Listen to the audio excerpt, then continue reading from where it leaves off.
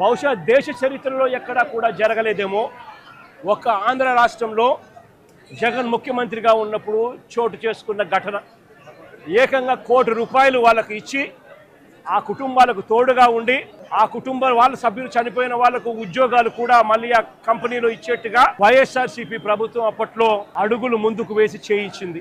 నేను అడుగుతా ఉన్నా, ఈరోజు ఈ ప్రభుత్వం, చంద్రబాబు నాయుడు గారి ప్రభుత్వం స్పందిస్తా ఉన్న తీరు నిజంగా ఎంత అన్యాయంగా ఉంది అని ఒక్కసారి మనస్సాక్షిని అడుక్కోండి మీరు అని చెప్పి నేను కోరుతా ఉన్నా.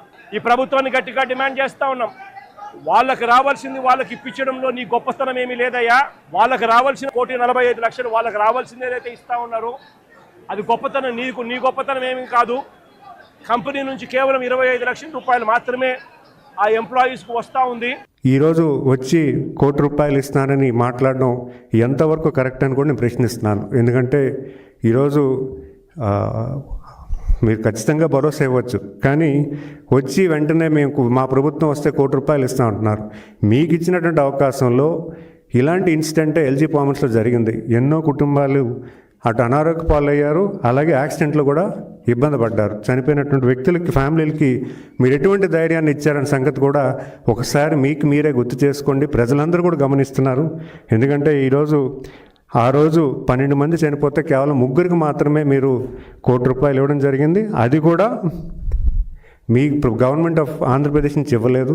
మీరు ఆ ఇండస్ట్రీస్ నుంచి ₹1 కోటి తీసుకొని ఇక్కడ ఇవ్వడం జరిగింది. అంతేగాని ఈరోజు వచ్చి మా ప్రభుత్వం వస్తే ₹1 ఇస్తాము, ₹2 కోట్లు ఇస్తామని చెప్పడం ఎంతవరకు కరెక్ట్ అనే సంగతి కూడా మీకు మీరే ప్రశ్నించుకోవాలని తెలియజేసుకుంటున్నాను.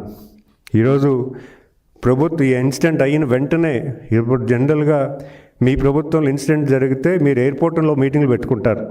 ఆ ఎయిర్పోర్ట్లో మీటింగ్ చెప్పుకొని ఉన్నటువంటి ఇబ్బంది పడినట్టు ఫ్యామిలీస్ని ఎయిర్పోర్ట్కి తెప్పించుకున్నారు. ఈరోజు సంఘటనా స్థలానికి మా నాయకులు అందరూ వెళ్ళారు. ఈరోజు మంత్రులు కానీ, కేంద్ర మంత్రులు కానీ, రాష్ట్ర మంత్రులు కానీ, మా యువ నాయకులు కానీ, లోకేష్ గారు కానీ, లేదా మా deputy chief minister Pawan Kalyan